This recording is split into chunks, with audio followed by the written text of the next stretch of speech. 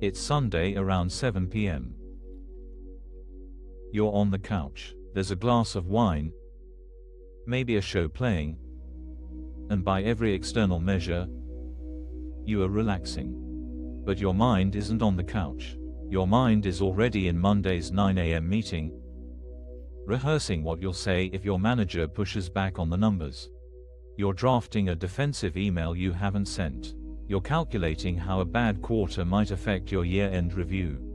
You are, in every practical sense, working a 60-hour week inside a 40-hour body.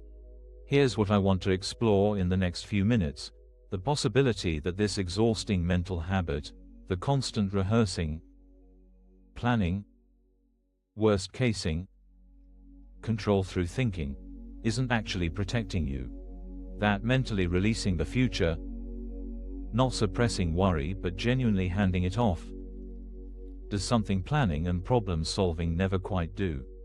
It dissolves the anxiety, and when we stop white-knuckling what hasn't happened yet, the present moment, the couch, the wine, the actual Sunday evening, becomes livable again. This isn't about positive thinking. It's not about pretending Monday isn't coming. It's about a very specific mental habit most of us don't even know we have, running in the background all day, every day.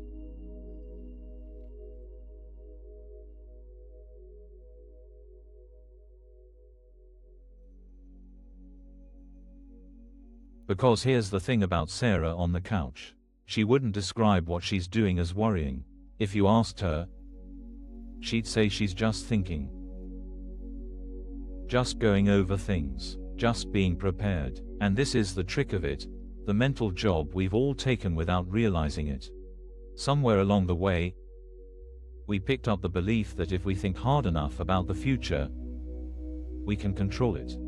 That rehearsing every possible outcome is what responsible adults do. That the person who has already imagined the disaster is the person who won't be caught off guard by it. So we work constantly, in the shower, at the stoplight, during dinner, in the 10 minutes before sleep. We run simulations. We build contingency plans for conversations that may never happen. We pre-live conflicts, pre-suffer losses, pre-experience embarrassments. Imagine you're walking through your day holding a stack of folders. Every folder is labeled with something that might go wrong. The meeting on Monday. The doctor's appointment in 3 weeks. Your kids' grades. Your parents getting older. The economy. That comment your coworker made that might mean something. Your arms are completely full. You can't hug anyone. You can't pick up your coffee. You can't even see what's directly in front of you, because you're carrying all these folders that don't need to be opened yet. And here's the worst part. We call this being responsible. We call this being on top of things.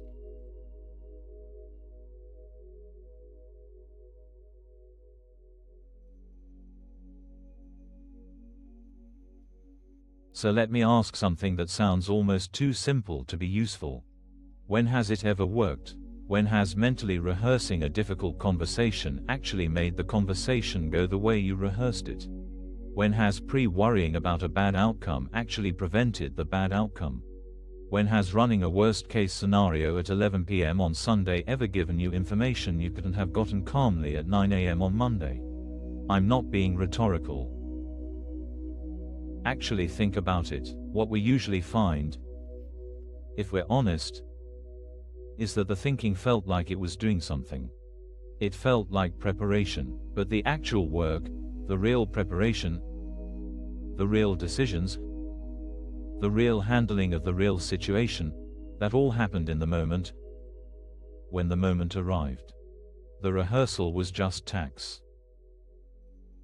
Just weight. Just folders we carried around that we ended up opening completely differently than we'd imagined, if we opened them at all.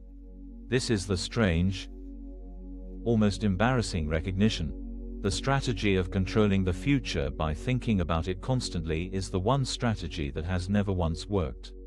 And most of us have just never stopped long enough to notice.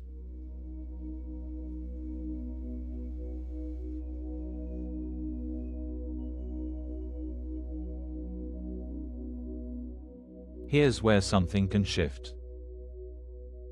Not through effort, not through trying harder to stop worrying, which is its own kind of worry, but through a quiet recognition.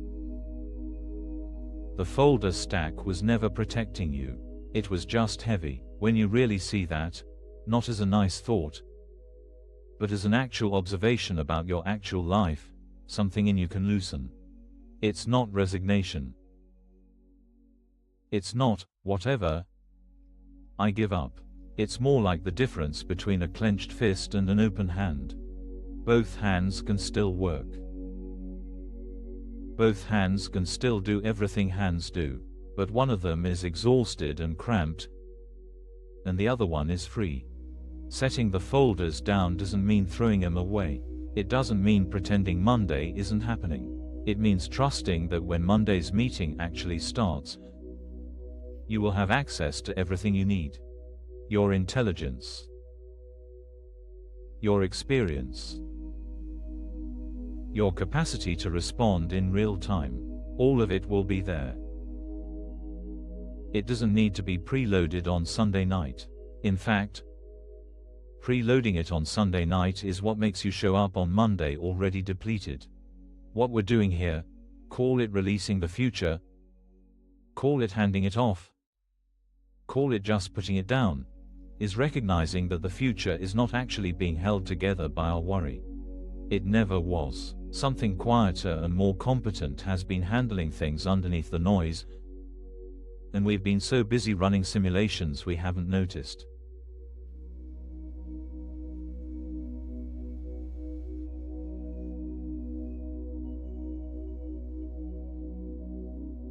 Now, this is important, because I don't want anyone hearing this as stop being responsible.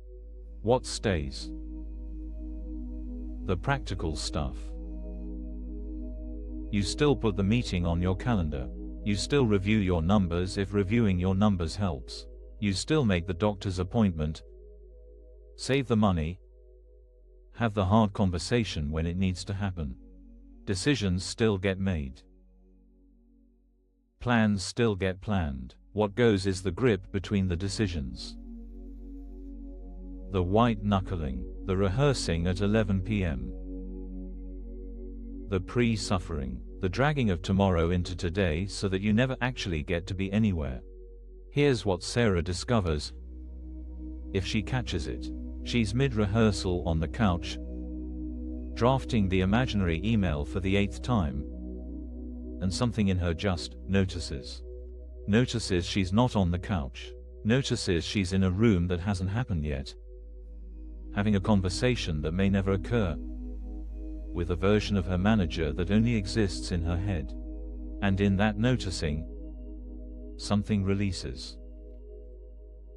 She's not doing anything different externally. She's just, for 1 second, actually on the couch. And the room is there. The wine is there. The light coming through the window is there. Her body, which had been tight in a way she hadn't noticed, exhales.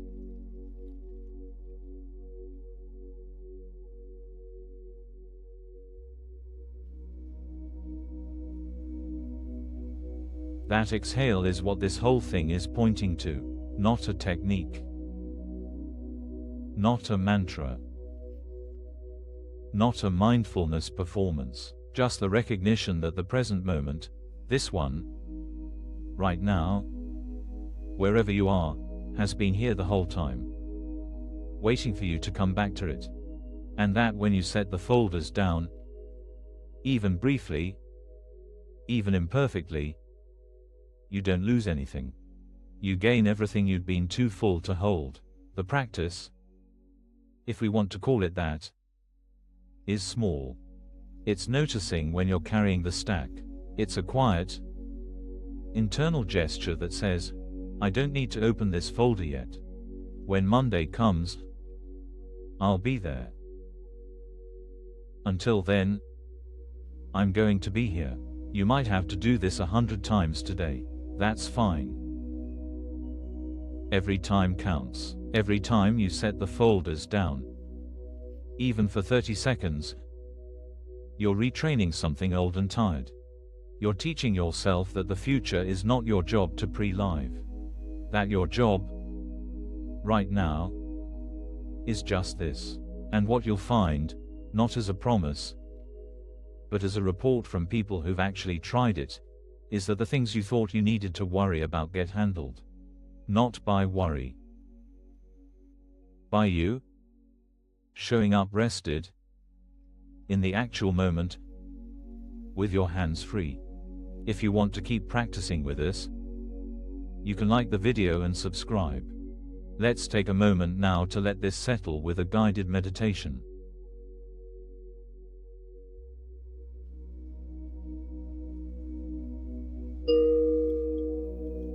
Let's take a few minutes to actually feel this,